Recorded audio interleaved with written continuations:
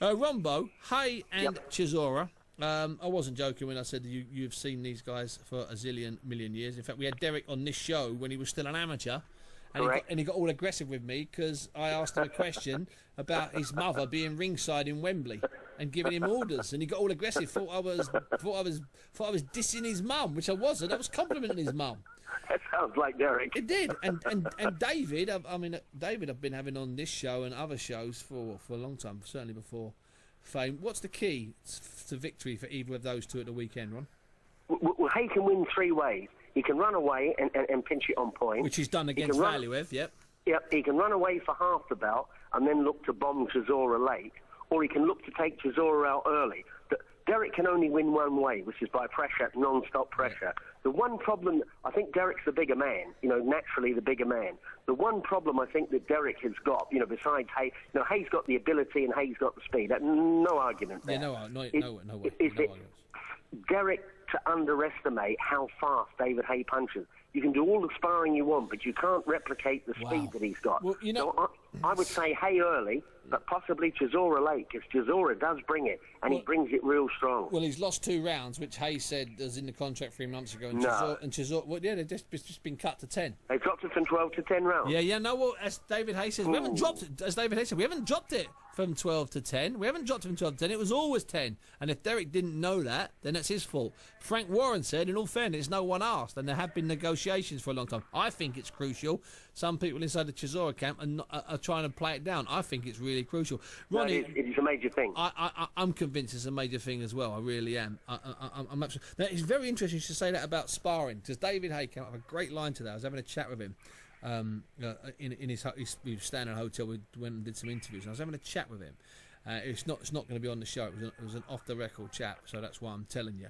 And he was saying that I keep hearing that Derek's got these great sparring partners who are really fast, and he said he shouldn't mistake a good sparring partner with a good sparring partner. So I said, what do you mean by that? He said, well, if he thinks a good sparring partner is a guy that hits you a lot and makes you look stupid and makes you work hard, that's not a good sparring partner, because you're not learning anything.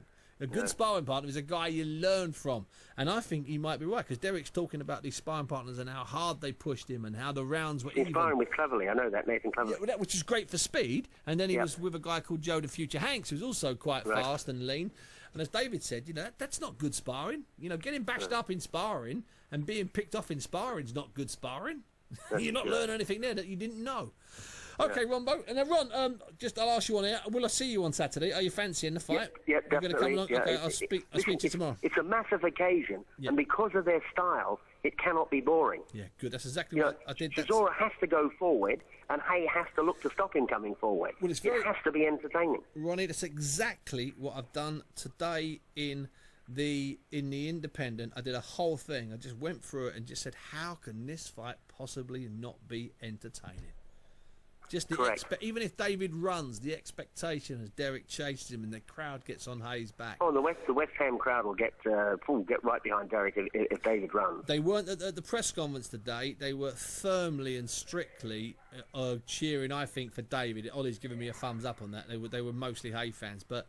Interesting. The people in the cheap seats, I have a feeling Derek might win the crowd over. Who knows? Listen, Ron Boddy, it's a delight and a pleasure. Speak to you tomorrow, Ronnie. See you Saturday afternoon, Saturday evening. Kurt Ward has sent in a tweet. He has said, why is Haye and Chisora a 10-rounder, Bunty?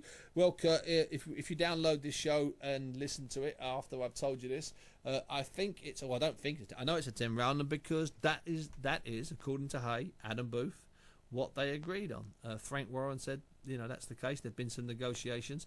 It is what the fight was agreed on. And that is just the way it works. So, therefore, it is a 10-rounder. Chisora's claiming today that it should be a 12-rounder, calling David Haye all kinds of things, saying he's scared to fight me, man. He's scared to fight me. He's cacking it. He's cacking it. He didn't say cacking it, obviously, because he said something else we're not going to repeat. And, in fact, Ollie's had been pulling his hair out and he's bald all day trying to edit down Derek Delboy Chisora's interview so we can broadcast it. I wish we could broadcast it uncut, because he mangles an expression. There's a swear word in the expression, but he completely mangles it, and it's absolutely beautiful. It's a malaprop of the highest order. but sadly we can't run it. Anyway, keep